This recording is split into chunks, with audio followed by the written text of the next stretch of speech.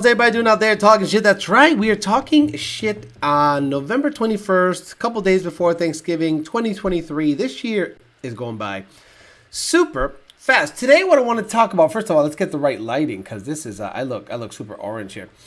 Today, what I want to talk about, to start off, I want to talk about the Demon 170. I remember the big hype over the original Demon.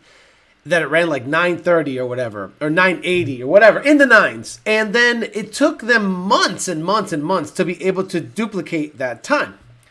Now, supposedly, the Demon 170 is an 8-second car, and people are out there already running 9.3 in not so favorable conditions with E85 in the tank. And that is the allure of that car. The fact that it is E85 ready off the rip, getting you to have a, I don't know, low 9, high 8-second car right off the rip. But the problem is going to be, as always, only the elite will have them.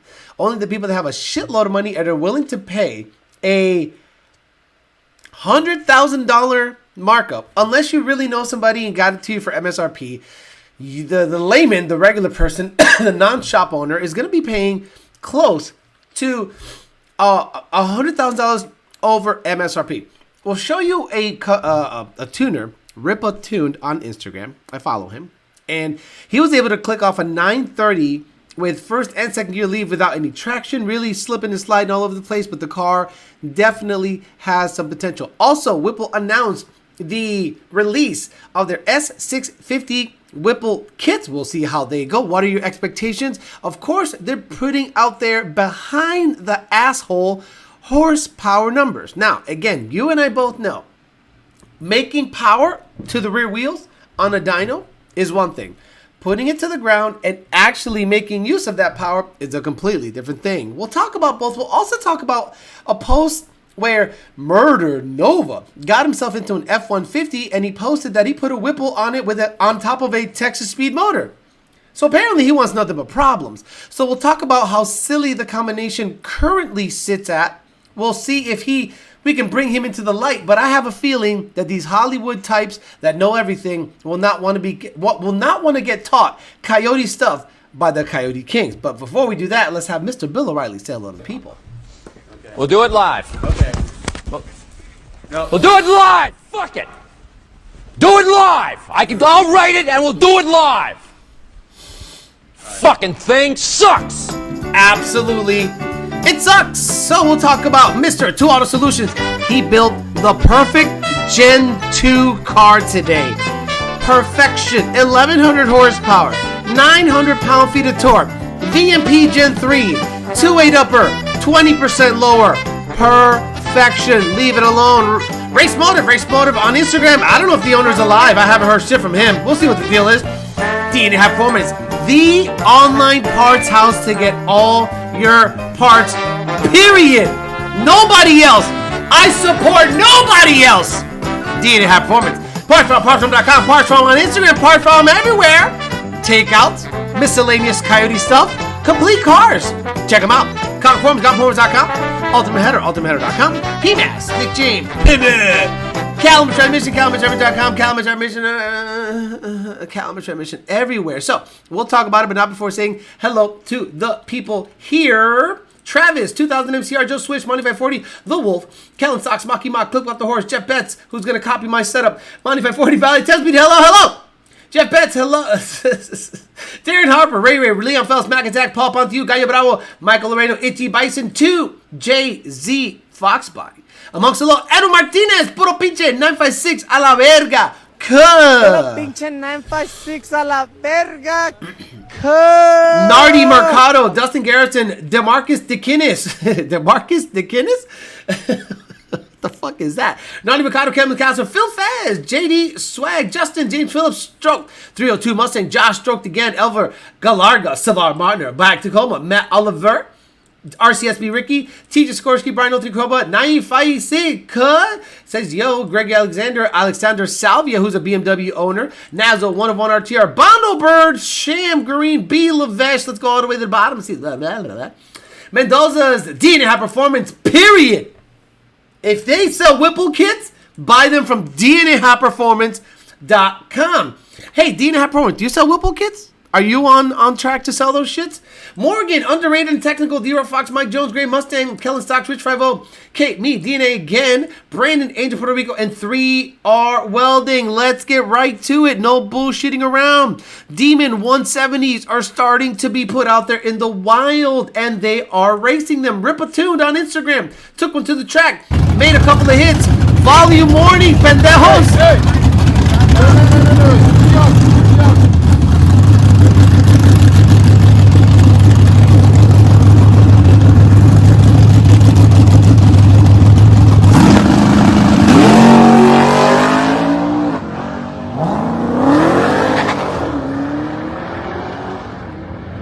So, run and another run and another run.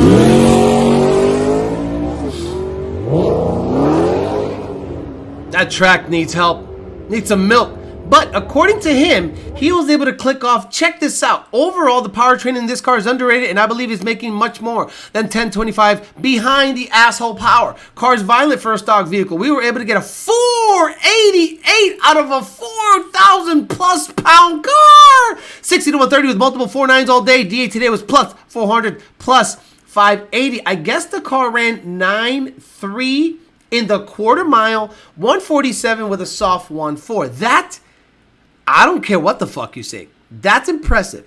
So, what can that car do unlocked? If Ripatoon gets his hand, because he does dodge shit. Like, if you don't follow Ripatoon, and again, there's full-blown performance, there's Dusterhoff. I know, I get it, but I don't know a lot of people that are tuning Durangos to go 8.4s in the quarter.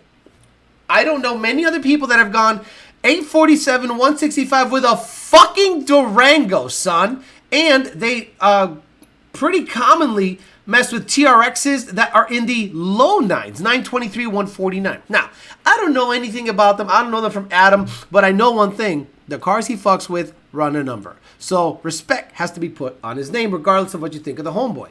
But what will these cars run tuned? Well, 8s is going to be easy. 8s is going to be cake. This car has 66 miles on it. It's basically as showroom floor, and it was able to bust off without any help, tuning, tweaking to any torque management, transmission tuning, whatever. Zero tuning. It's 9.3 147 for a 4,002 or 300 pound car, clicking off 147. You and I both know negative DA tuning, bitch is gonna fly. So I'm happy to see that, but the problem that you're going to see is the markup on these things. You're starting to see $100,000+ markups. But again, you saw dark horses for $100,000 and stupid ass motherfuckers are buying them. Then finally, they were pretty much called out to be duds. And then people all of a sudden were like, well, I'll put bags on it. People like Steeda Autosports was putting out there 10 9s on a stock Mustang. And then they go through the list. And at the bottom right, it says car weight, 3,200 pounds. How did you get 600 pounds out of that car? That's 2 Lizzos. That should be the main thing. 3,200 pound S650 runs 1090s. Then nobody's shocked if you know how weight works. But that's besides the point. I think I'm on the weird fence now. I used to think this is going to be the last hurrah. I thought this was going to be the last hurrah and it would be done. But now that you're starting to see, because if you guys pay attention to Twitter, you pay attention to politics, you're starting to see the green agenda start to erode. That's right. The green agenda is going away slowly. They're cutting back on people that push green energy. They're cutting back on people that report on green energy. They are cutting back on everything green energy related. And I think it's because after people start seeing the polls, people start seeing what people are doing out there, the way people are voting, I'm telling you, I think there's going to be a massive turnover. And you saw what happened in Argentina. A hardcore, not libertarian, but he was like a traditional liberal, but he sounds like a hardcore Republican. Won the presidency in Argentina. If you know anything about Argentina, it's super hardcore woke left. So I'm starting to think and have some hope that the EPA, that the green energy push, all that stuff is not gonna really take place if people start voting, in my opinion, Republicans and right-leaning people into office. So the Demon 170, even though it's going to be the last hurrah for now for ICE-powered vehicles from Dodge, that doesn't mean they're going to stop ICE development. There's still going to be straight six Hurricane motors. Mustang's going to have a V8 probably for a foreseeable future. Trucks are going to be V8 powered for a very long time, especially F-150s. So it's not going to be over. Now, the tuning. I don't understand why Ford Performance, and look, Ford, I'm talking right to you. You know the people that say you don't listen to me? We have just made your platform on the stock ECU. Again, Brett's doing it on Motec stuff. We're in the stock ECU sandbox. With a stock ECU and a MAF sensor, a 6R80, and mostly stock components, we are pushing 3,300-pound cars into the 6s comfortably. Not 6.991s, 680s fucking 5 times, and a 679 finally. And we still think we can hone in on this platform a little better. Imagine if we had tuning available to the 24 Mustang. People wouldn't be gutting their cars, removing 600 pounds from the car. People would actually live comfortably on a nice car and be able to run a number. Now, I understand the government is mandating you to only give access to people that have CARB EO certs. So Whipple announced that they're going to have an S650 kit. Now, will it make power? Absolutely. Will it make so much power that you're impressed? No. And it's not their fault. They have to play in the government sandbox. They have to play within those rules. So they are limited to what they can do. Hell, you could see that there's some kind of funkiness going on because they still have to use 2 cold airs. So there is some hard-coded stuff in the calibration that Whipple has to live with to be able to be forced to use 2 cold airs. You and I both know simplifying everything in 1 cold air is going to make the most power and have simplicity. But the fact that there's 2 cold airs gives me the indication that Whipple is playing within a certain rule set and they have to live with 2 cold air intakes, which looks utterly ridiculous. Now, it's one thing if each cold air is fitting a throttle body for a whole bank. That makes total sense, especially NA. But it makes no sense if both throttle bodies are in the same manifold entering the front, and then the manifold distributes the fuel and air unevenly, in my opinion. If you have one throttle body on one bank, another throttle body on another bank, a la Nissan stuff, I would 100% understand 2 throttle bodies and 2 cold airs. But the fact that Whipple has 1 supercharger, 1 throttle body, and 2 cold airs tells me there is a lot of weird nannies that they are not willing to turn off. Ford, not Whipple. Ford and Whipple have to play in a certain sandbox. Blows my mind. It blows my mind. Logical proper blower setup is 1 cold air. But for whatever reason, they have to do 2. So it'll be interesting to see how much power it makes to the rear wheels. And more importantly, how does it perform at full weight?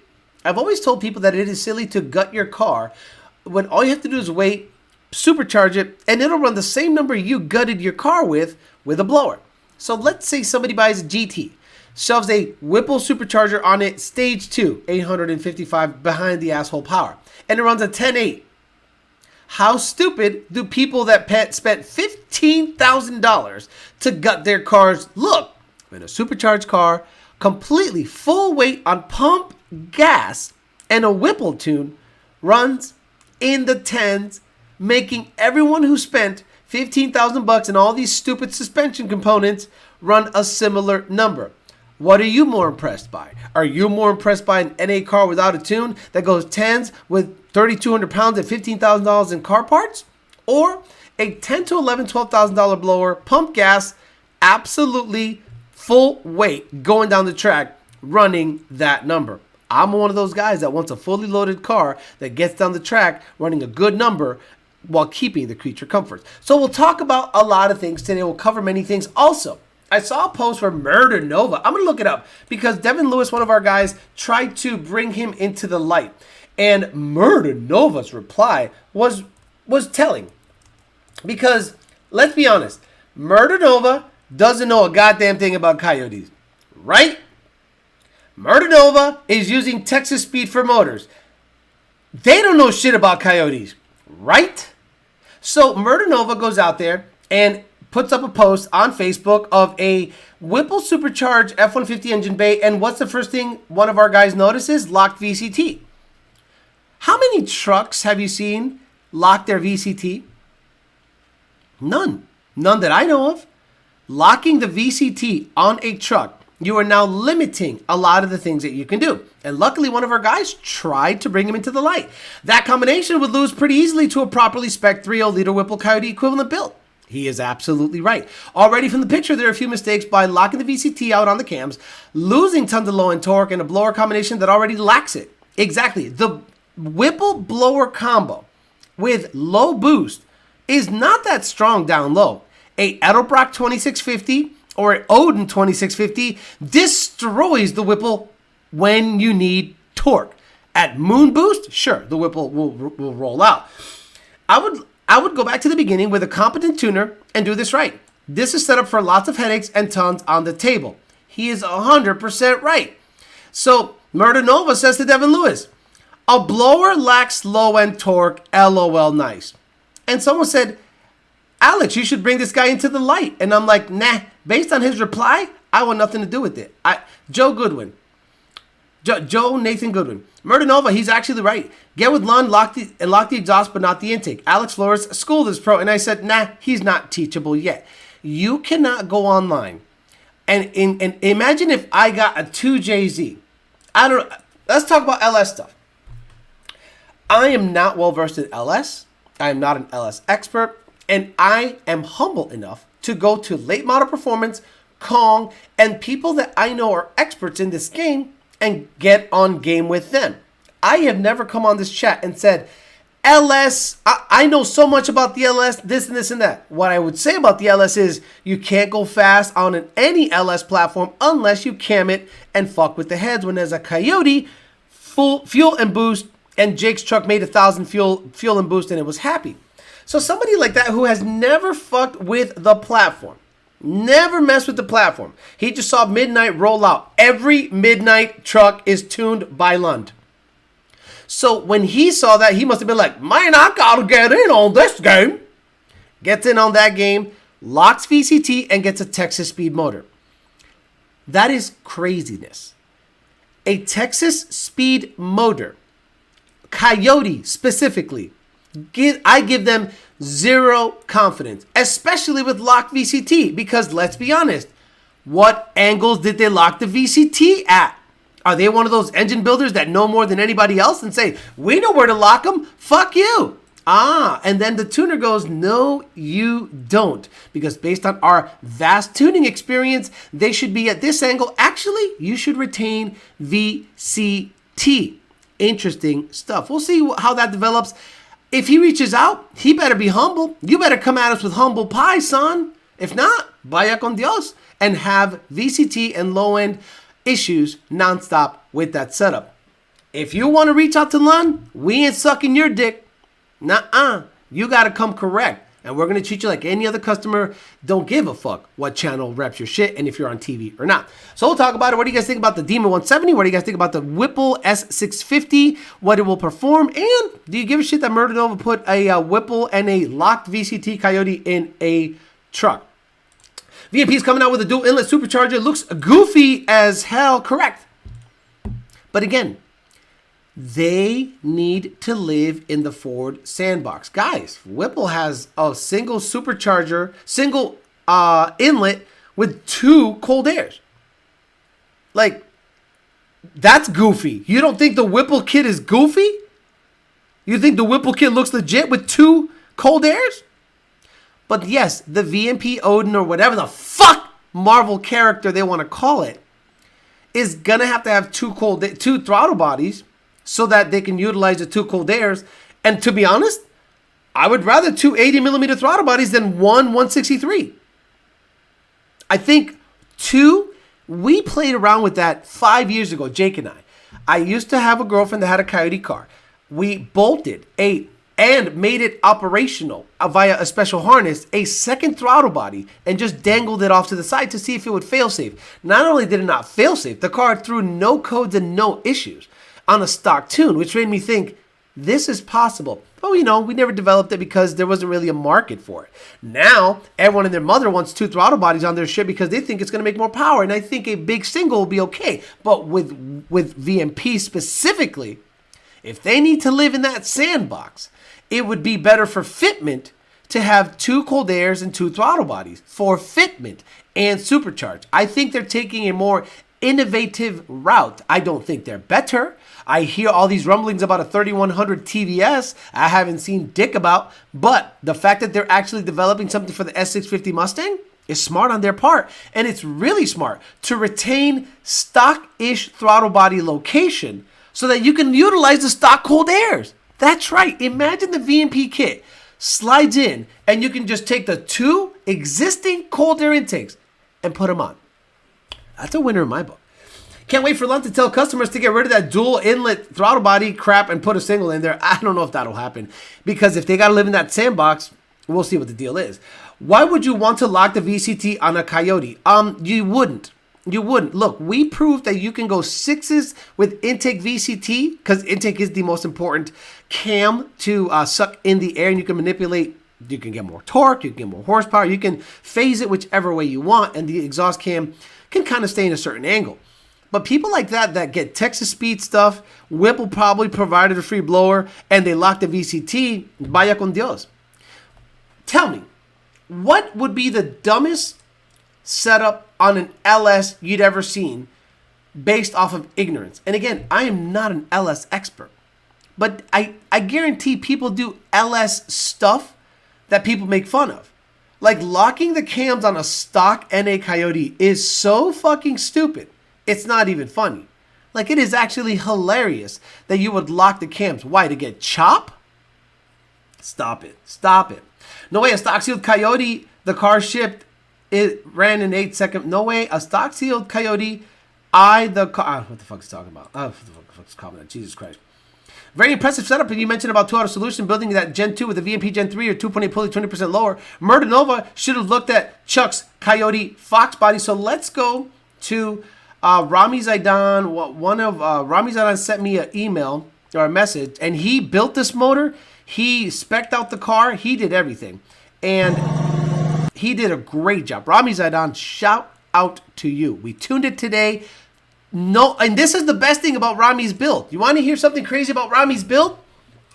We used a 2-year-old tune. I said, hey, Ramy, what's different on this car? He goes, I built the motor. Did you keep the same cams? Yup. Did you keep the same cold air? Yup. Did you keep the same supercharger? Yup. Did you keep the same fuel? Yup. Did you keep the same injector? Yup. Use the same tune. And wouldn't you know it? And listen, we revved this motherfucker out to 80-something hundred, bro. I said, yo, rev it out. Fuck it. It's built, right? Let's test your build. Give me an 83, 8400 RPM hit. Listen to this bitch sing, son.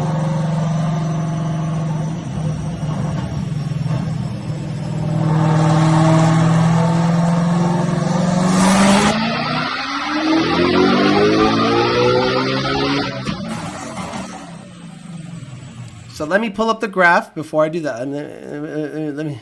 I don't want to show something. You know, we get into these group chats. I want to pull up the graph. He sent. Oh, did he send the graph? No, he didn't send the graph. Damn it! I think he sent it on Lund Racing. But it made 1,119 horsepower and almost 900 pound-feet of torque, built 100% in-house by him. E-Force on any LS makes no power. A giant cam without the top end to feed it, says Joe Swish, which is a wrongly built LS. 3100 died a few years back. LT4 guys then made zero power over the 2650 unless they found something new in the rotor pack. I think what needs to happen is on a 3100 TVS. I'm going to give away some stuff here.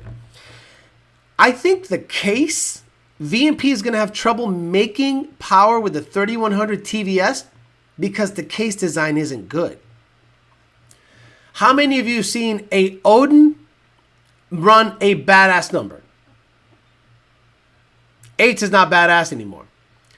The fastest and quickest car they have has an old rear feed design.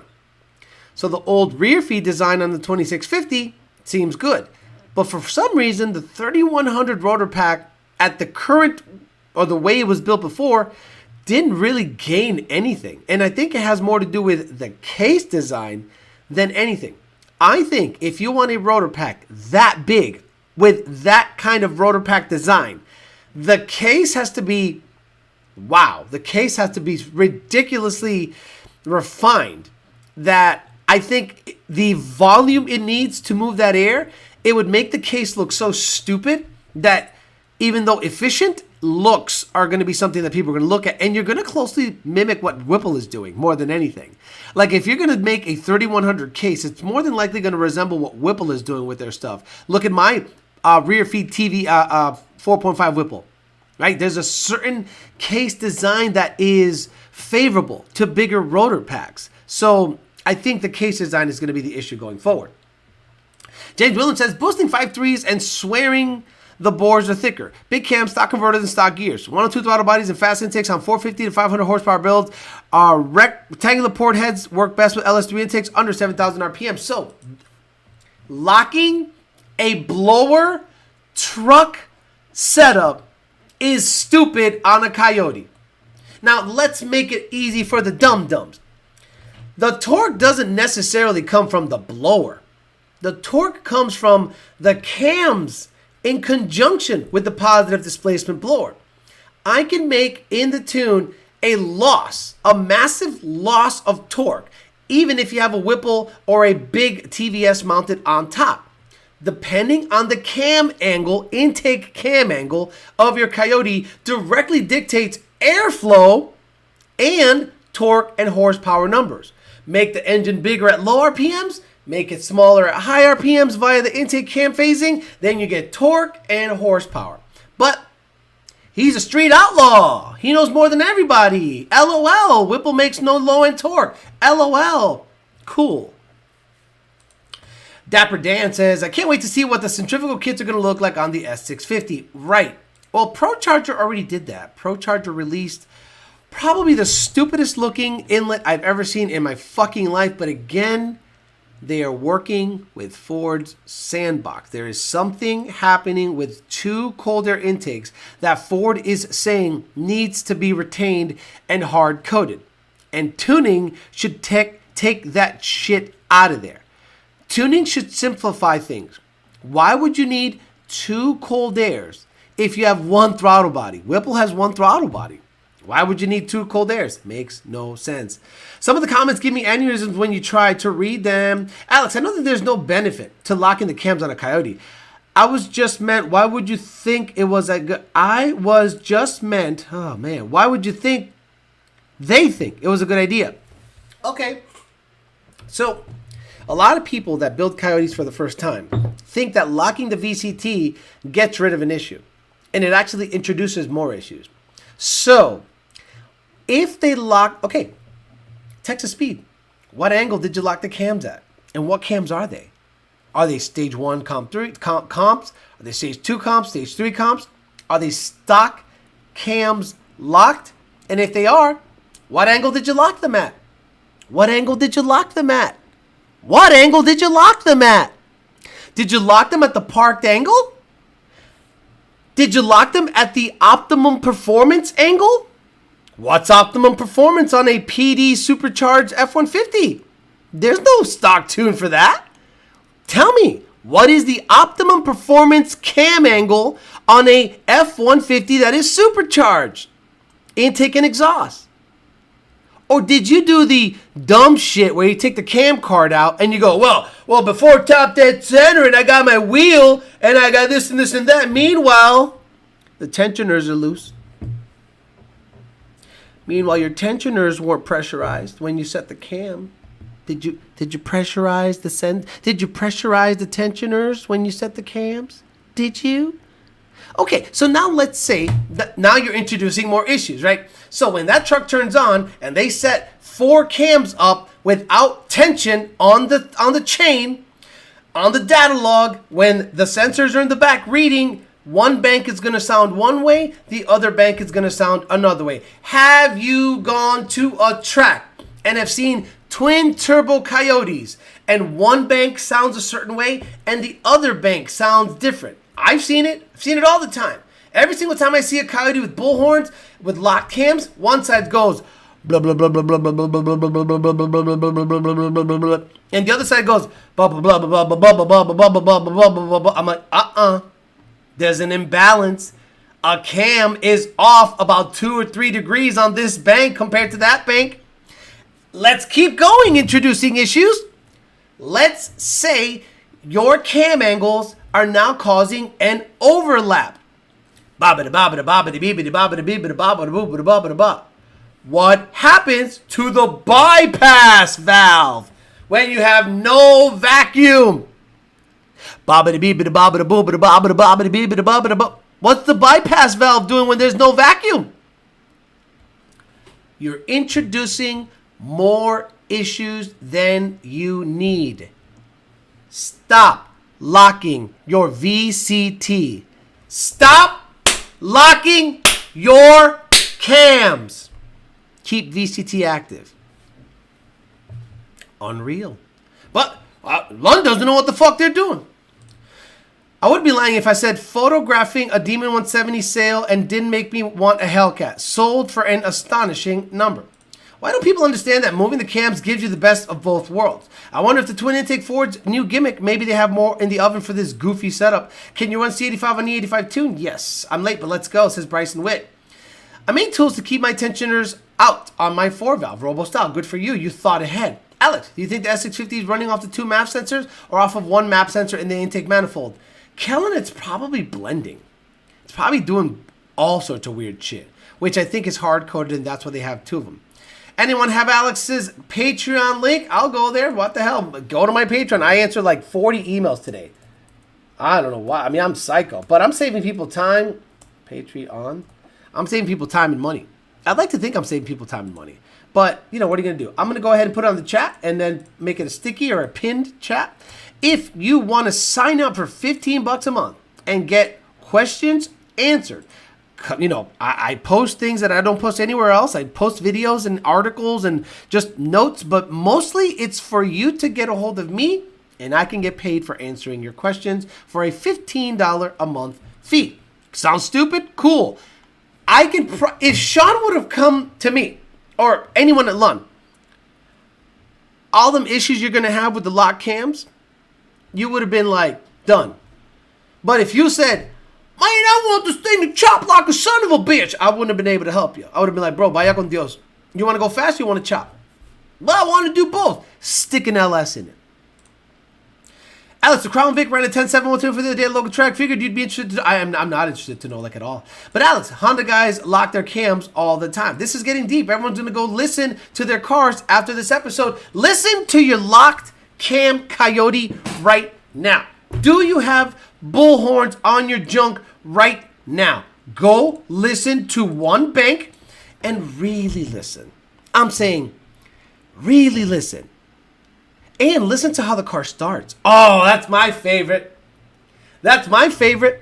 You could tell something is off just how a car cranks. You ever hear a Coyote go chugga chugga chugga chugga chugga rum, and then you hear another Coyote go jigga jigga jigga jigga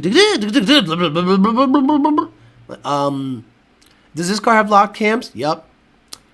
Can you clean up startup? No. Why? Because these 4 cylinders are not acting like these 4 cylinders. Bank 1, blah blah blah blah blah blah blah blah blah blah blah blah blah blah blah blah. Bank 2, blah blah blah blah blah blah blah blah blah blah blah. What the fuck ham angle is this? No vacuum by the bypass will kill the blower so quickly. Thanks for answering, Alex. You got it. Hey, Bondoberg, tell me what happens on a Whipple front feed Gen 5 when the bypass sees 0 vacuum. Report out showing EV losing 4% value monthly depreciation. Hearts on those green agenda crumbling. The green agenda is crumbling. Midget Toss says, a while back you were speculating a Plaid, still considering, or did you move from it? Would be cool to hear your perspective on an owner level. Midget Toss, I put that money towards the Fairmont. The Fairmont is going to be a long-term project, but I couldn't teach you anything with the Plaid. The Plaid would have just been 100% pleasure for me. Now, if I get rid of the Fox body, let's say the Fox body, I get it and run a 10, which I think it will, NA, and then 9s with a 150 shot. Sell it. Unless I stick a C4 in it and run for 8s with that motor. I could probably do that. So that's a long-term project that can stay around. Corvette, love that car. Never get rid of that car. GT 500. If I sell it for $60,000 or some kind of weird trade where they give me a car and then a bunch of money on top of that, but I have cash, like heavy cash flow, the Plaid would be just a pleasure car. I don't know how to bring you a perspective on that car aside from 60 to 130, quarter mile, which we know it runs a 9.4, 9.5, or maybe a 9.3 on a low DA day because there's, high DA day because there's less air to cut through. So I don't know what I'd be able to bring you without being forced to bring you stuff. But do I want it? Absolutely. Who doesn't want a 9-second 1,000 horsepower sedan? James Williams says, as a former ASE certified master tech with advanced engine performance, I know the value of VCT. Lord have mercy. I wish Chevy did it before the LT6, 4 valves per cylinder, and VCT.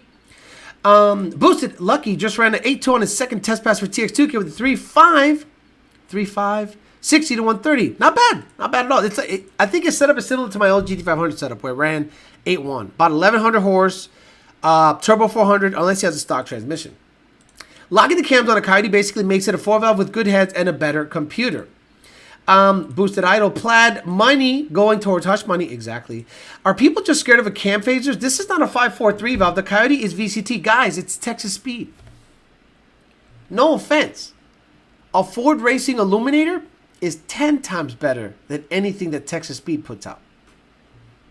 Sorry, Texas Speed. You don't necessarily have a great reputation. What's your reputation? And LS stuff. I don't think Billy Badass Texas Speed built LSs are a thing. People go, okay, it's a good mid-engine shop, but like, don't you go to late model and go to LME and get your shit done there? Late model engines? I think it's late model. It might be LME. I'm not an LS guy at all. Or you go to Alec Bledsoe and go, spec me out a Billy Badass 427 or whatever the fuck. So, in my opinion, Texas Speed is like the basic, just run-of-the-mill engine shop that just pumps them out. So, but a Ford Racing Illuminator, I think, is way better built than anything Texas Speed could put out for Coyotes. An Illuminator is legit. Did the guy say anything about the rust on hush money? I haven't sent it to him yet. I don't want to bother him. I should have. Look, I've been busy. I'm hoping he sees the video and goes, I'm going to hit him up. I'm going to say, hey, at this minute juncture of the video, or here's pictures of the rust. What do you think? And if I just didn't have time today, it was a busy day. Trade for the GT500 for a Plaid, right? Whipple Gen 5 with a big cam will cause bypass to stick open, have a weird pause, and they can't really fix without a nitrous pill. I own a Tesla already. Your perspective on cars is just interesting to hear, but for content, it doesn't really make sense for you. There's nothing to mod exactly. Nothing to teach, nothing to mod. It's just an enjoyment vehicle and a troll vehicle. The problem with the last hurrah of ICE cars is that they're all $300,000 or higher. Yeah, you're not wrong. You're not wrong. James Williams says, Alejandro Flores, when the Coyote came out, I was hating because of the cam phasers. I don't personally know anyone in the Coyote that's had phasers fail. How often does this happen? Less than 1%. Phasers failing is like so rare, it's not even funny. And once you really understand how they work, you end up with GT 350 style phasers anyway. Keith Bush, so happy Hush Money is making the comeback. Thanks for the info. Keep up the hard work. Yes, I bought a power washer. I'm going to pull it out and power wash everything. It's got 30 or 40 years worth of crud and gook. And I want the builder or the fabricator to have the easiest time possible. And I'm going to power wash all the nasty shit that's in that car to make his life easy. But I still have to take out the gas tank. I'll be doing that this weekend for sure. You see the goofy plaid car Eroy, you think it went 8s with nobody, ruined the car though? Yeah, I agree. I wasn't a big fan of they just absolutely gutted the car to go fast. I would have preferred if they would have employed somebody to maybe see how fast it can go the way it sits. Cutting a car up and making it a Leroy Eroy version of it's just good for content. Excellent for content. I just don't like that shit. Texas Speed is the cleanest of the Coyote world. What was Hush Money's fastest pass in Coyote trim? Any idea weight-wise? 3,500 pounds, 857 at 153. Hey, Alex. Last year, I believe you mentioned Lund releasing a new device. I didn't say Lund releasing a new device. I said Lund is looking to potentially release something, but there is no, that's why I didn't even want to mention it. But I wanted to let you guys know that there is movement. There is something happening. We're waiting on to see if it's something that's even viable. We're waiting to see if the firmware is to our liking. Programming takes forever, and I don't know why. But I'm telling you, it will sell 200 units in 1 month. So if Lund decides to do that, release a new device, they probably have to line it up, open the order banks, and it's going to be a madhouse because Nardi or Devin or Cheryl are going to all have to ship those devices. And a lot of you guys are going to want to say, I want my tunes transferred over to this. So then the device is going to have to be picked, shipped, then that ticket is going to have to be merged with the customer ticket in order for you to have a seamless transition into getting your car updated with the new device. Then we have to make sure that the instructions are made. We have to make tutorials. We have to make video tutorials. We have to take pictures. We have to test it. And you want to hear something crazy? And this is preliminary. I do not have facts behind this. But the rumor is this new device will flash all the way back to 2-valve shit. I'm not saying buy it for your 2-valve because we don't fuck with 2-valves. But for Lund racing purposes, it'll be 11 through 23. That's right. 21, 22, 23. This device they're looking at might be able to flash all Coyote platforms. That'd be sick. So Alex, you seen anything about the performance of the two? Shut the fuck up. What's he doing? Shut the fuck up. Admiral, stop. Nobody cares. Like, I got into it with Turvey the other day. You want to see something funny? Bro, Turvey is like retarded. So, the other day, we talked about Turvey, doing what he does, sucking at literally everything. But he must have been in his feelings. And by the way, he changed his name to Diamonds or something. His name on the thing is Diamonds Are in the something. I don't know what it is. So, on the Hush Money Gets Prepped for a Professional, Safe, and Legal Cage video right here, Cheruviate must have been feeling some type of way. He said, damn, and y'all said my car was a hunk of crap. That's right. He's saying Hush Money is in worse shape than his 2-valve. I said, this car's 10 times cleaner than your turd. By the way, his name is Diamonds Are in the Rubble. He goes, your car looks like it sat in a field its entire life, and then you slapped a drag pack on it. I said, it ran 8.5 at 157. Oh, that's right, 157. Yours has duct tape holding the harness. Sit down. He says, and you put what? Roughly 8K of actual hardware into that car? Funny. I don't even understand that. So the boosted Coyote 6R80 fuel system, Jet 2 control back. Please, Turv, stick well to make fun of my build more. Let's make a bet. Hush Money 2.0 goes 7s before your car has a running V8 in it. He goes, well, duh, no shit. And then he went back and forth, and he's just like, look, Admiral Peck is on the same wavelength. He's on the same spectrum. That's why, Admiral Peck, I love you. I'm not gonna take your comments seriously. Talking about the 3.0 Fusion and all this bullshit. We're Lund Racing, not Lund Passengers. Imagine upgrading your intake, all of a sudden your wipers don't work. That is programming. It's a cat and mouse game chasing, replicating the bugs. I get it, but man, why does it take so long? Please tell me you guys seen the Seline S650. Nobody cares. Cobra Bubbles, nobody cares. Seline has not been a thing since the Coyote came out, really. Like, how many Seline Coyotes do you look at and go, I want one of those? Most of them came with either Edelbrock Superchargers or Kenny Bell Superchargers. And he is now begging you to pay money so that he can prop up his company back. That's right, Seline needs money. And they said, oh, by the way, the money that you give us, you have no rights. Seline owns the rights. No, Seline is dud ass dead shit. Nobody cares about Seline anymore. What to say here? Mendoza says to Joe Swish, if a welder could sneeze, it looked like Turvey's welds. Would be subbing a Patreon soon. Bought a 14 GT500, wanting to get some vetted info. Directing to take it. Nothing crazy. Mid 10s gold. Whoa, that you could do mid 10s super easy on a 1314 GT500. Tyndall 728 says, Alex, my buddy got his Camaro remote tune and said his tuner could tell he was rich at Watt. However, GM doesn't have stock widebands. Is the tuner just pulling his leg? No, narrowband. Narrowband tuning is a thing, and it goes by voltage. So, if I'm not mistaken, the higher the voltage on a narrowband, the more rich the car is running. So, some people do narrowband guessing, and I'm not a big fan of that kind of tuning because it is not accurate enough for me. Turvey is a waste of air. Seline Coyote is what we want our swapped 4i cars, right? Seline was on Facebook begging for money. Turvey's car belonged to the Monster Jam Arena. Only Seline worth a damn is the 99 S351. You are correct. Or the S7. If it's not an S351 or an S7, no Seline matters unless it's a SSC Fox body, in my opinion. Lund passenger t-shirts for the win. Diamonds are in the rubble, just not on Turvey's pile. All I'm saying, nobody cares. Seline is the guy in the street begging for money and mad because you didn't give him any money. Okay, we'll look at it because, Jesus Christ, 2024 Seline.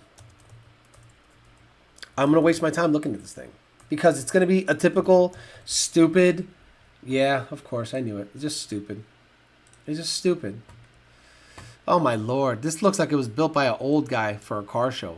You know, I'm just like, I'm kind of sad for Seline, man. You know, this is just stupid. And some of you guys are gonna go, I don't know, Alex. I think yeah, I love these fucking tires that have Cadillac Eldorado style yellow walls on it. Yeah, I can't wait to. It's a piece of shit, bro. It's a piece of shit. I'd rather the stock car. This is the previous generation, Gen 3. That looks better. This looks good. See, it doesn't have stupid gimmicky stuff. It retains. I like this.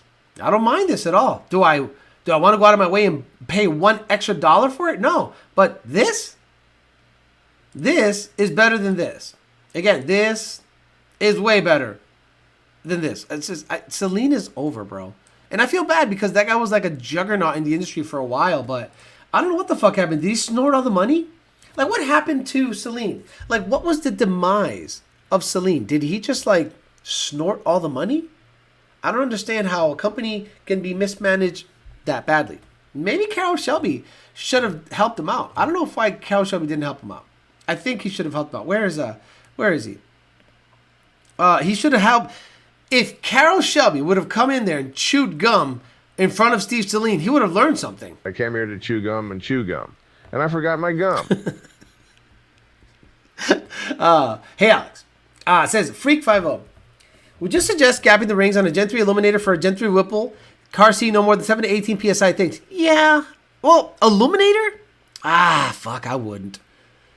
But if you have the ability to tear it down and do a good job of putting it back together, it can't hurt. You want to keep the ringlands as happy as possible. Even though the motor's forged, you still want to be able to push some boost through an Illuminator. I think an Illuminator is such an underrated engine. I'm telling you, like, it is insanely underrated. Hey, Ramy Zidon, send me the horsepower graph of the car we tuned today on Facebook, please. Ramy Zidon, send me the horsepower graph of the car we tuned today on Facebook, please. I want to show the people what a properly built TVS Gen 2 is capable of. It's just wonderful. I love it. And it's manual. S251 was a cool car back in the day. Boosted Coyote, is timing always ramped in based on knock sensors or jammed in on the 85? On the 85, we jam it in. On the 85, I'm not a big fan of letting the knock sensor add. This is why. I know you have the octane. You have the octane. The T85, yes. You tested it, yes. It's trimming fuel right, yes. Here's the commanded spark. And imagine there's one table. Okay, look at it this way. Spark Advance on a Coyote generally, okay, two main tables dictate how fast and what the cap is, meaning the ceiling for the timing. So let's say the speed that the car sees the timing is set to 0. The NOx, and let's say your cap is at 20 degrees. The NOx sensor is going to add timing up to the cap. It's going to go, woo. You're going to look at it on the graph, and it's going to be wavy, and it's going to slowly, eventually make its way to the cap via the NOx sensor. When on that other table, I can go, huh! You see that sucker go like this to 20 and stay flat, because I know you have the octane. Now, you're not going to slam that timing in at 2,000 RPMs. You will blend that a little bit, but anything above 4,000 RPMs, vaya con Dios, here's all your shit. Pal carajo. I believe that Seline Jr. was kicked out of the company. Let's be honest here. The current gen Mustang was made for boomers who want to look good at the hard parking shows. Deal. Scott and Whipple on my 18 F-150 RCSP 4x4 stock 3.8 pulley and aftermarket tune. What horsepower do you think is fun for daily driver? 580 to 650? 580 to 600 feels good, but I need more punch. 650 to 700, but the problem is you're on pump gas. So you're going to need either octane booster or E85 to live in that area safely. Great show topic. Where did they go? Ford edition. Exactly. It's like, what happened to Steve Seline? And what was his demise? It's almost like I need to interview him. Phil Fetz, how much of a difference in power does a brand new VMP Gen 3R have over Joker's performance ported Gen 2R? 100, 200 boost. Like, you would be making 1,000 on a Gen 2R ported is difficult. 2.4 upper pulley or a 63 millimeter pulley, the smallest pulley thimble you can get on a Gen 2R, and a 20%. After a certain amount of time, it just makes heat. It just makes more boost and heat. But a Gen 3, make 1,100 plus. And this is Ramy Zidon, customer, and I showed you the dyno pull. Boy, what a guy. I love Ramy. Ramy's good people, man. I gotta admit, he's really good people. So, here we go.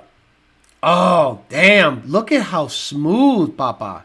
Bro, you can make fun of, and this is a 2-year-old tune I didn't touch. 1,116 rear wheel horsepower, 866 pound-feet of torque. Remember, this car has cams, so torque is going to be low. Remember when Sean from Murder Nova said, low torque on a blower? Guess what? Yes, especially if you configure the cams to make horsepower. This is a manual car that's set up to run the half mile.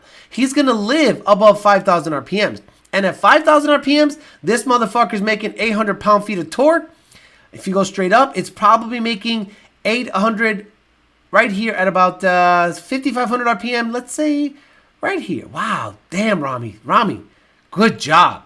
At 5,000 RPMs, Ramy, your car's making 800. Papa, good fucking job, bro. 800 at 5,000 RPMs? Shit. But then the VCT is phased in such a way that we go from 800 horsepower at 5,000 RPMs to 1,100 to 7,600 RPMs. Guys, this is the magic of VCT.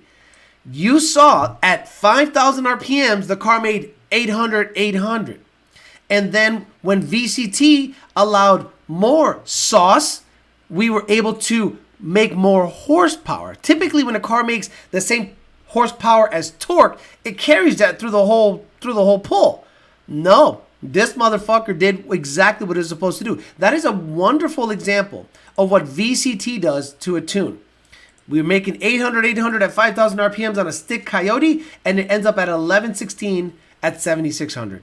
Badass built in-house at 2 Auto Solutions, the best domestic shop in Puerto Rico. Period. There's a reason he's a sponsor of the show. Alex, the 2011 GT500 got sold while I was away on a work trip. 13. Yes. You know who bought it, Nestor? Another follower of this show. A gentleman that follows us on the show hit me up on Patreon. He goes, bro, I picked up that 11 GT500 and I freaking love it. So he says, sold while I was on a work trip. 13 Gen 1 Coyote versus 15 to 17. Don't even ever consider a Gen 1 F-150 Coyote. Never. Gen 2, yes. Gen 2 is great. Gen 1 F-150 Coyote is a dud. I would always lean towards a Gen 2 F-150 over a Gen 1. D's Nut says, Steve has had all the parts on lock. What is it? In my opinion, that was their biggest problem. The SC51 biggest issue was timing knob on the dash, knocking like it's Turner's fist on Tina's head. Ike Turner's fist on Tina's head. Wow. Domestic abuse is not funny, but that's kind of funny. Power didn't even drop off. Exactly. That graph is absolute eye candy. Steve Seline, when starts his own business, SMS Supercharger, dropping the like. Gotta go retro later. Alex, what is your opinion on adapter plates for blowers? I've been seeing some dumb shit on YouTube. I thought they were a restriction point. They might be a restriction point. It all depends on how the plate is made. VTech kicking in, but seriously, that looks fun as hell. Imagine you have a Coyote that makes 800 at 5,000 RPMs. And then if you rev 2,500 more RPMs, it makes 300 more horsepower and retains the torque at 800. Talk about a car that not only will hook after 5,000 or 6,000 RPMs, but keep pulling all the way over to 7,500 on a VMP Gen 3R. Badass build. Congratulations. That's the perfect car. That's the perfect car.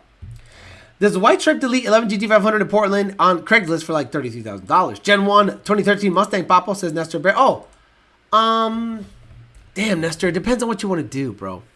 Out of those two, if you want to drag race, you get the truck 6R80 and you boost it. Bro, I don't know. The Gen 1 motor is limited to about 720 or 30 rear wheel horsepower. So, Nestor, you got to decide what you want to do before I can answer that question.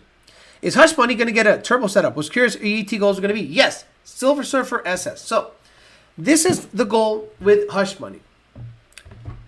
Get a legal cage in it. You saw that cage looked like a death trap. It was bolted in, fully bolted in, but it was a death trap. If I would have crashed, I probably would have gotten impaled by that roll cage.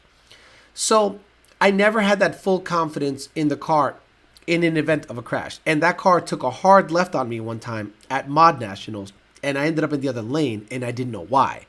Until I found out that there was too much air getting underneath it, and that's when I put the air dam and the wing, and it stabilized it quite a bit. But I thought, this is stupid.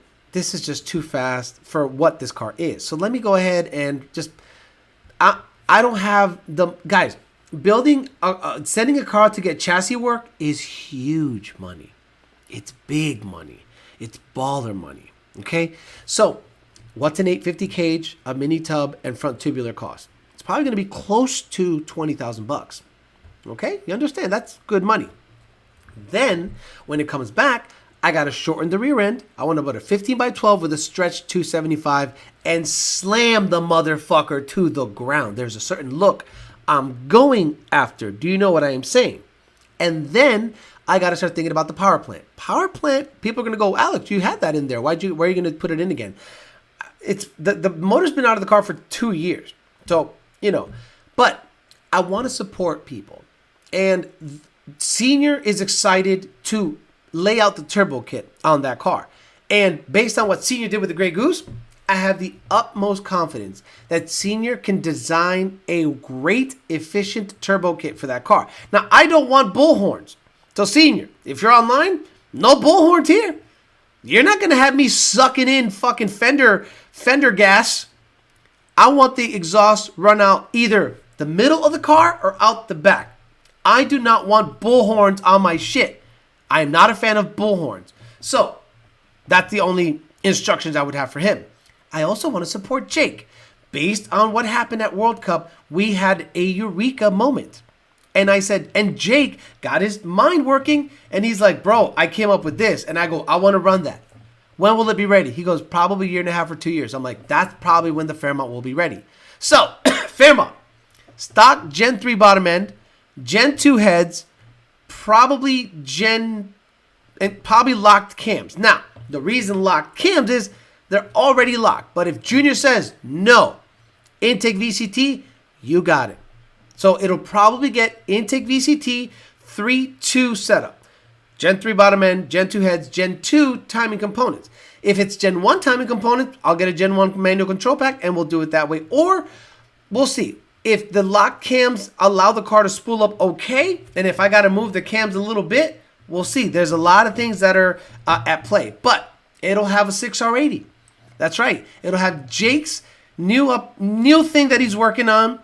And I want to be able to support Jake's program and support Lund Racing by having the tune for Lund Racing and have Senior design the turbo kit. But this car is not going to come out until exactly like I want it to be.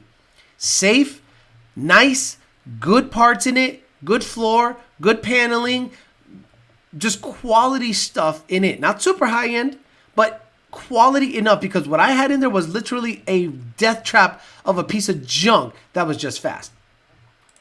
Gotta run. Thanks, Alex. Says Monty Rogers. Thank you, sir. Craig Wall's in the house, right? Trying to mimic the stance of Craig Wall's notch. I see you. No, this is the car I want to mimic. I'm going to show you a car that was running Orlando RVW. Was it RVW? No, X275. Orlando X275. X275. I think it was the World Nationals or whatever. X275 shootout 3 years ago. No. Orlando. Oh, fuck. Orlando Speed World. Was it the World Nationals? World Nationals. Wall Street Nationals 2023. Here we go. Let's look for it together. Guys, there's a car that I saw the stance and I'm like, there it is. That's exactly what I want my car to look like. I think it was X275. I'm going to put the volume way the fuck down. Is there like qualifying? Let's see. Eliminations, Pro Mod, World Street Nationals, Pro Mod eliminations. Oh, really? You don't have X275? X275. Let me see. Damn, they don't have it. Oh, there it is. Right there. Oh, I found it. This car sits exactly like I want the Fairmont to sit. It looks like it's some kind of Falcon or something. Oh, look at that car on the left, kiddos. That's how I want the Fairmont to sit. Lower than a motherfucker.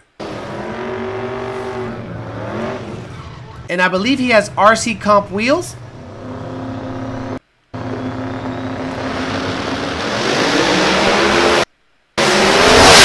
Oh, too fast. I think it's like a 3.9 car. Oh, shit. Oh, Lord. I got to see the side view. If I could see the side view of that car. There it is. There it is. There it is. Oh, baby. Come at me. Come at me, bro. Come on me, bro. Bro, look at how this car sits, bro. Damn! Oh, what the fuck? What's the quality setting? 1080, 1080. Look at that. Look. Oh my God. I just jizzed in my pants, bro. I want the tire in the fucking fender. I want it in there. I want it. And I want the front tire in there. I want it to look like a ZZ Top fucking lead sled. Bro. Oh my God. Bro, I want the car to sit low. So that means I gotta shorten the rear end by a lot. You know what I'm saying?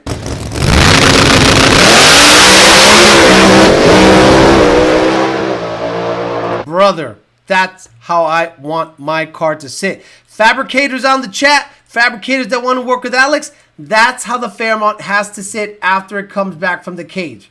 Period. Nothing else would suffice. Stuff the tire. 275 on a 1512 in that pitch. Still keeping the 8.8. Make it happen. The ET Gold.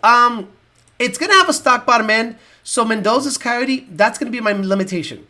Stock bottom end. I want to see what's the quickest I can go with a stock bottom end. What is the stock bottom and Coyote overall record? I know, gay.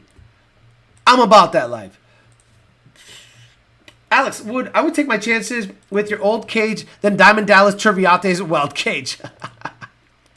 Nestor, Alex, 700, 800 horsepower, reliable, fun on the street, daily driver, nothing crazy. I'm not into drag racing. Get the truck. This is why. You have to do less to that truck to get 800 rear wheel horsepower than you have to do to the S197. And you have the added advantage of all-wheel or four-wheel drive. So what's going to be more fun? A 800 rear wheel horsepower four-wheel drive F-150 that you can stuff the family in, or an S197 that you might have to replace the motor in to be able to achieve the 800 horsepower goal. Guys, that car is beautiful. That is a gorgeous, gorgeous car.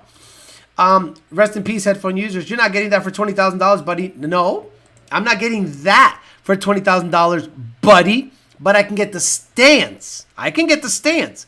Not the whole tube situation, but I guarantee, bet me, I will get the stance. It's about shortening the rear end and the proper wheel and tire setup and mini-tubbing the car. Bet me, I will get that stance. Stock bottom man, keep it out that low torque curve, keep rods alive. Exactly. Yes, that was 8th Mile Racing. Guys, you want to see really badass racing? The X275 RVW stuff in World Street Nationals in Orlando is it. Like, it's elite stuff. It's not like junk. It's like super elite racing that you got going on down there. And you can look at these cars and go, boy, these guys get after it. And Orlando is a legit track when prepped properly for these events. I mean, seriously fast cars. I think this car's a 369 car. ProCharge S, what is it? SN or New Edge. I think this is a 3.6 car.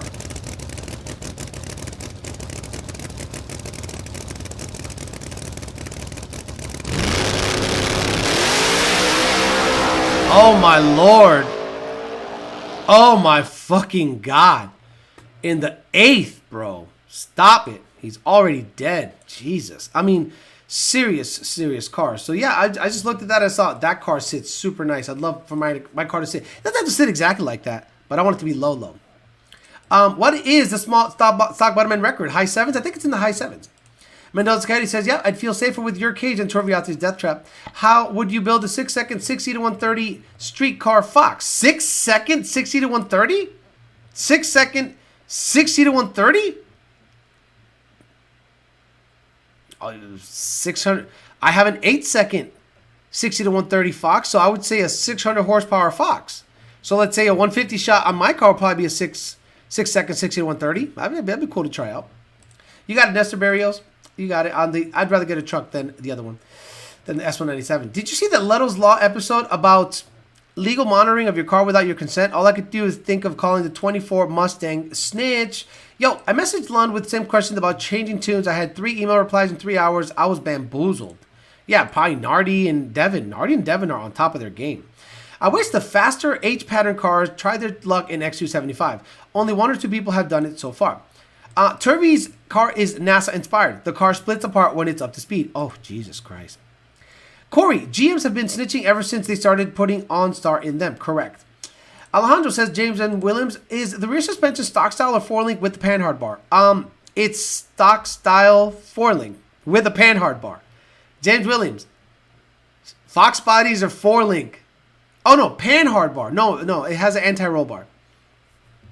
On my car, it's going to be 4-link with a anti-roll bar. And I've seen my style suspension be deep 4s 8th. So I have no issue with running that car. And the fabricator is going to reinforce the torque boxes. It's not like he's just going to throw a cage in it and be done. He's going to do through the floor subframe connectors. He's going to attach the battle boxes together. He's going to reinforce the torque boxes because they're just going to rip out of the back if they're sheet metal welded. And he's going to tie everything in. That's what I'm paying the big money for.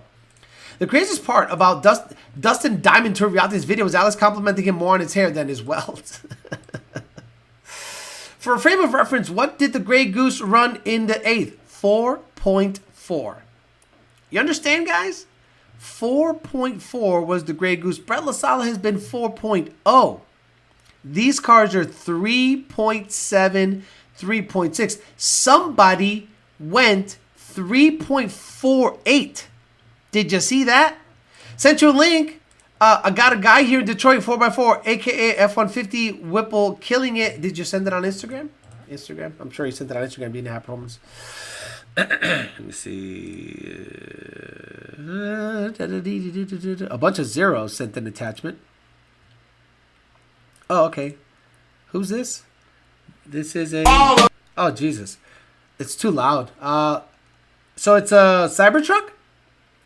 Someone sent me a Cybertruck. So I don't think this is what you're talking about. So I'm not gonna show that.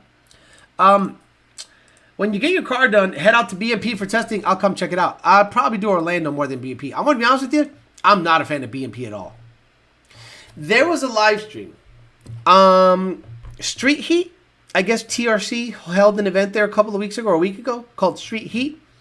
So the kid that was putting on the live stream said something that blew my freaking mind, guys. If you post a pass from a popular YouTuber that happens to stay up there, Cletus, before he posts it on his page, you're going to get a call from him. I'm sorry, the last time I checked, you can film anybody out in public and post it whenever the fuck you want if they're out in public. So he's like, I don't want to post Cletus's videos before he posts them because he'll give you a call. I'm sorry, he's out in public. It's not a private rental. I would understand a private rental, but I don't understand somebody saying some dumb shit like, don't you dare post my videos when I was out in public racing my car in public. Now, maybe common courtesy, sure, but what are you going to do? So this is the video that DNA High Performance sent me. What's going on here? 4-wheel drive, 21 plus F-150, 22 F-150 in Detroit.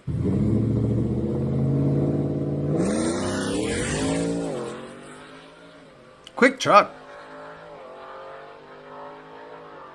Hey, shifting good too. I wonder if we tune it. Honestly, I wonder if we tune it because the shifts sound crispy. No kidding.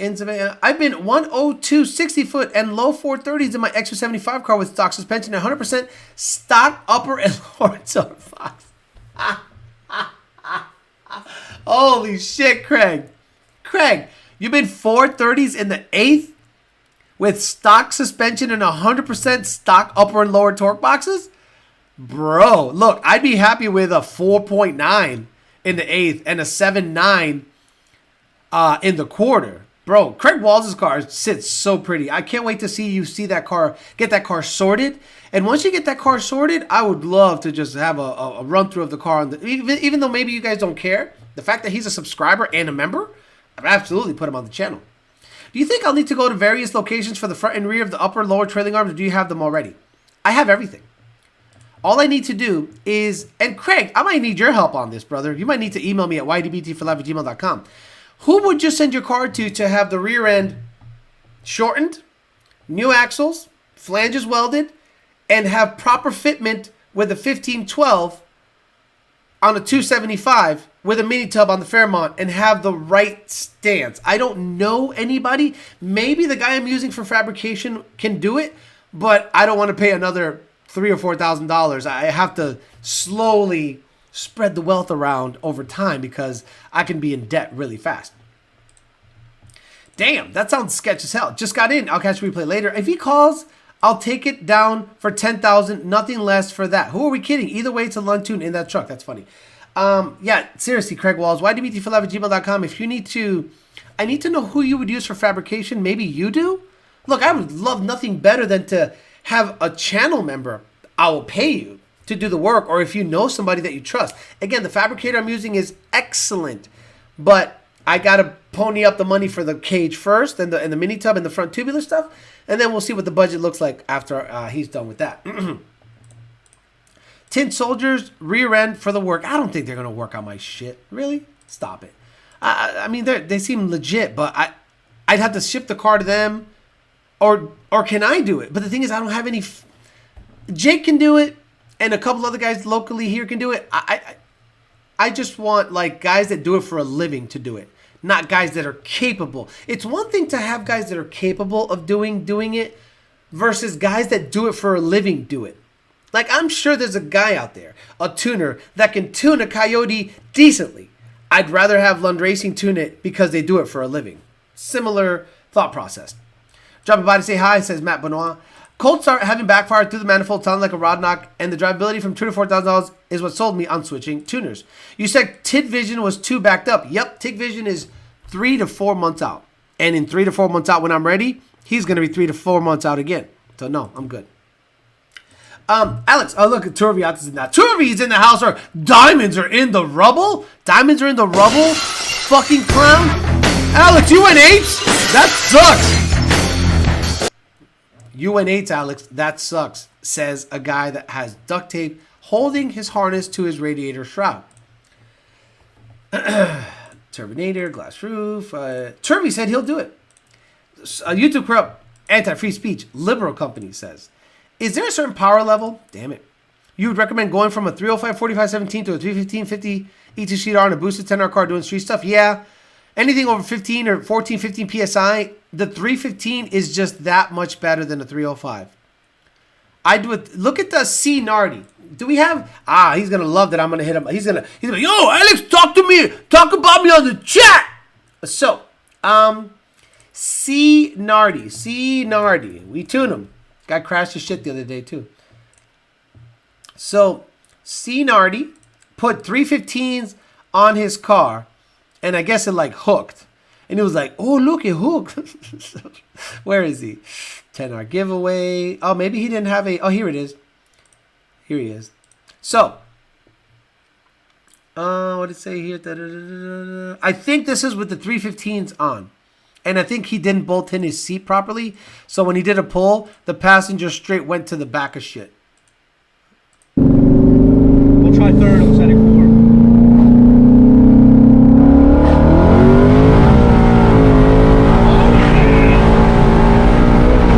Oh yeah! It did it! Yeah! Oh shit, that was 16. Yeah! Oh shit, I felt that. Did it?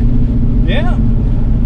Dude, my Mickey's never hooked 16 in third. Fuck no, just need hot tires. Holy shit. My phone. Fuck that phone. It didn't go out the window. Oh no, it's in my.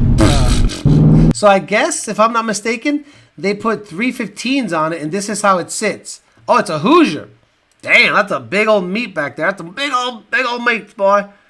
So he put some 315s on the car, and it hooked. Hey, C Nardi, you're doing the right thing. Big fat tire on a sketch surface is better than a 305 45 17 and stuffing it into the quarter panel. So good for you. He's going to love that I mentioned his shit, so he's probably going to post it on his thing tomorrow.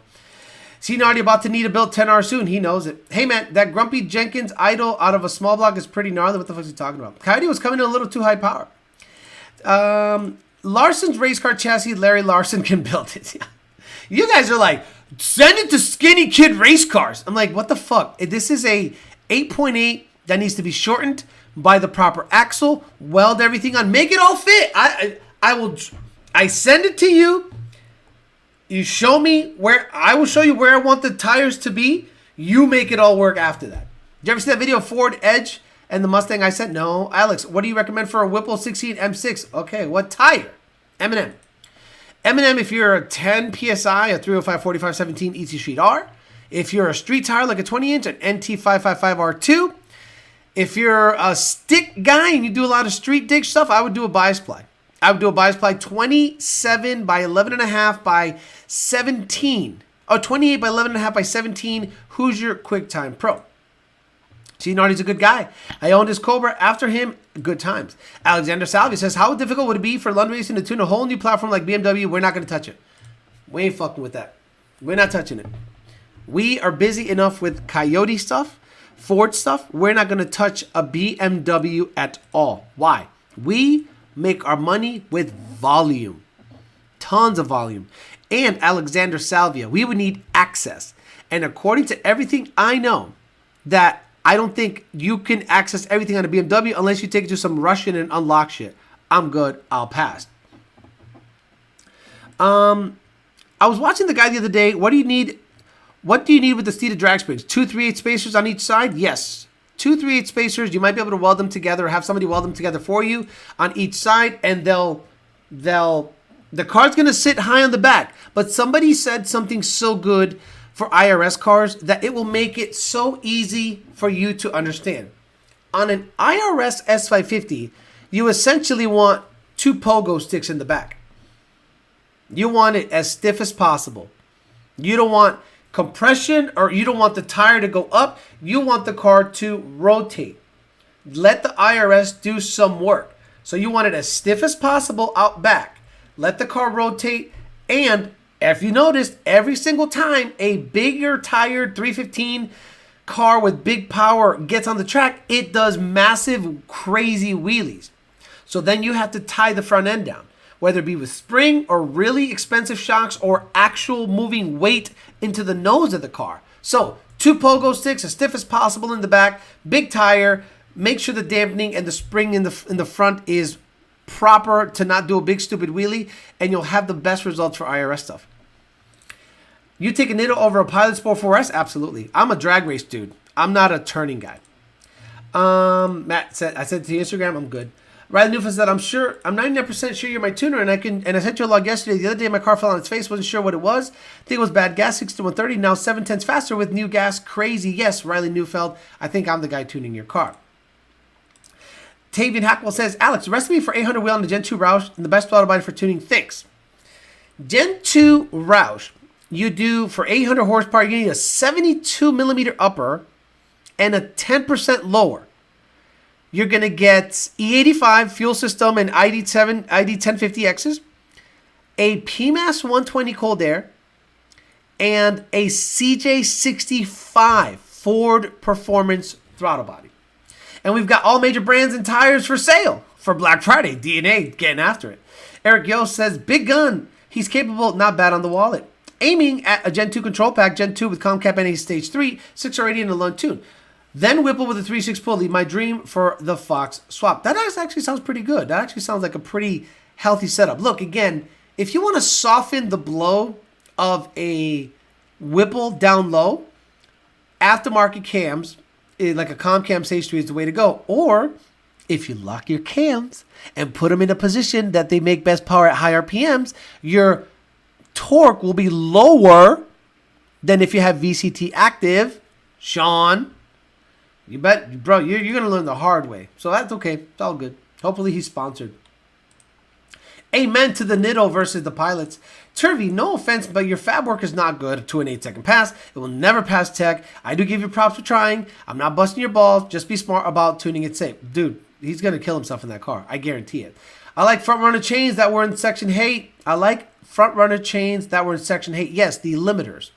10% overdrive lower, just for clarification. Correct. not underdrive. Can you do crispy goatee Cletus style for the lows? No. Alex, what is the lightest drag pack that looks good still? The lightest drag pack is not street legal stuff. Bellac stuff is kind of on the heavy side. It's more aesthetic. RC comps are pretty light. Welds are kind of heavy. So, honestly, you're going to go with like a Bellac, an RC comp. Everything else is on the heavier side, in my opinion. You got it, YouTube Corrupt. Elva Galarga says, you have to run 1 to 2 degrees positive camera in the IRS too, right? Correct. The IRS has to go like this. Okay? So when the IRS is cocked like this, static, when you launch, it'll go. You understand? So imagine 2 pogo sticks on your IRS and it looks like this. And then when you launch, the IRS geometry will drop everything and go like this at launch. So theoretically, you should be driving around like this. If you have a drag car and you want the best possible traction, you want to drive around like this. And then when you put it to the wood, the IRS will not squat, but let's just say the geometry of the IRS will straighten everything out and go like this. And the dampening has to be tight in the back.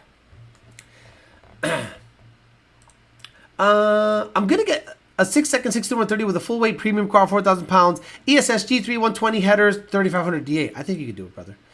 Drop the like, catch a replay later. Bogart is one of the lightest setups, too soft for the street, though. Correct. I had one of the original Bogart wheels, and the outer rim was pressed in. It wasn't a bolt design. It was a pressed in design. And one day I was driving to VMP and I took a left and I saw the rim go off that way. The outer rim, not the whole rim. The lugs were still in, but the outer part just walked away that way. And I went, what the fuck just happened? And I go and look, and the outer part of the Bogart was missing. And that was like a big issue. And I don't know if I posted that as a video on the channel. I think I did. A Wheeler says, I almost blew my M&H Racemaster front runner at 120 miles an hour when heavy braking and hit a pavement transition. Literally bulged the tire on pieces and treads were missing. Off topic, Alex, was that little lady filming on the Hush Money video? I'm not going to say. I'm going to keep all my personal life personal. Beer Money Niddles says, I replaced the pilots on my 19. They last longer, are cheaper, and actually work even in turns. I love the RC comp stuff. RC comps are going to go in Hush Money. 1512s in the rear, 17.4 in the front, and I'm going to try to slam tuck that guy just right.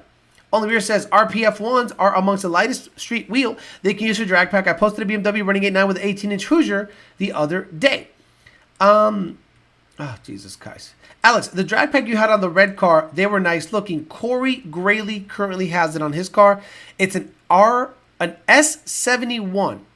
So S71s, S71Bs were on the red car.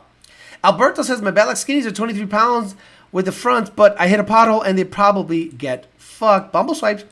Is VCT better left enabled off a L99 with a mild camshaft? No, what the fuck he's talking about. Brett Solid 633 on the welds. No reason to go lighter unless you're pro mod status. You gotta understand, Mendoza's Coyote, he has an abundance of horsepower. So it's not the wheel. It's if you have no money and less power, you want the lightest stuff possible. If you have an abundance of power, you want the strongest stuff possible. Slow 99 says, no, Alex, you got to have the Turvey spec wheels, 22 by 12 in the front. You know, Turvey's a special guy. Hopefully he gets his head out of his ass pretty soon. But based on his comments on my video, I don't think he's there for a long time. Beadlocks are useless. For roll racing, yes. What are you going to do? Spin the rim independent of the tire roll racing? Brandon Paget? You don't need beadlocks for anything unless your rim is spinning independent of the tire and you mark it at the track and go, okay, there, I'm finally spinning the wheel inside of the tire, so I need beadlocks to lock the bead better. But for roll racing on the street, you don't need anything. New Jump Performance says, what do you think about Mustangs getting banned from Texas Cars and Coffee? I talked about it on the last show. So I think as an event organizer, you are smart. You don't want rev contests. You don't want Hellcats, Trackhawks, and potential Pookies in the media. Hellcats and Trackhawks. You don't want to hear OJ the Juice Man talking all that shit. Quarter brick, half a brick, whole brick. It's better for you to outlaw that whole situation. So, Mustang guys, what do they bring? Gayness, Starlight headliners, only rears, and rev contest with Corsa blow my dicks. Pookies bring in their RTs and Hellcats at 28% and just want to do a sideshow in the middle of that. So, if 3% of the population, car-wise, if 3% of the car population cause 80% of the problems, wouldn't you outlaw 3% of the population of the car world? Ooh, Alex is treading lightly. Okay, get some ported VMS wheels. L99s, LS2 with variable cam, don't care. This is just a lunch shout out. Says D's nuts. All 4 of my Mustangs are Lund tuned. Never had a problem. Awesome tuners. All engaged, by the way. Oh, that's you, Alex. I'll catch the replay later. All right, guys, I'm going to get out of here. So, again. He understood what I was. So, if a small percentage of the population in car shows is causing the biggest amount of problems, you outlaw them. It's not that hard. All right, guys, I'm going to get out of here. Thank you very much for hanging out with me today. We talked about the Whipple releasing the S650 Supercharger. We talked about the Demon 170 potentially being an 8-cent car with a $100,000 markup. Then we talked about Hush Money. We talked about Chris Nardi. Talked about a little bit of everything. We talked about how I want the Fairmont to look when it's all said and done. And I'm going to spend the money on the Fairmont to get a legal cage in it. So I got to get working, got to get cleaned up, got to get it sent to Pennsylvania to get some work done. And I'm hoping to bring you a step-by-step process of Hush Money 2.0 build. I'm out of here. I'll see you guys not Thursday because we will be observing the holiday. Let's skip it all the way to Sunday. So everyone is caught up. I want to do my own thing Thursday, Friday. No show Thursday or Friday. I'll probably release a video, though. I might release a video, so be on the lookout for a video. I try to get you at least 5 videos a week or so. So if I can do that, life is good. Tomorrow, I will be on the dating channel. If you're not on the dating channel, check it out, the dating channel. That dating channel on YouTube, and we'll talk some shit on dating tomorrow at 8 p.m. for about an hour. Have a good rest of your week. Have a great Thanksgiving. Spend it with family. Don't talk politics because it's just going to go downhill. Trust me. And I'll see you guys bright and early for Peasant Chat, 9:30 a.m. on Sunday right here on this channel. Have a good rest of your night. See you guys later.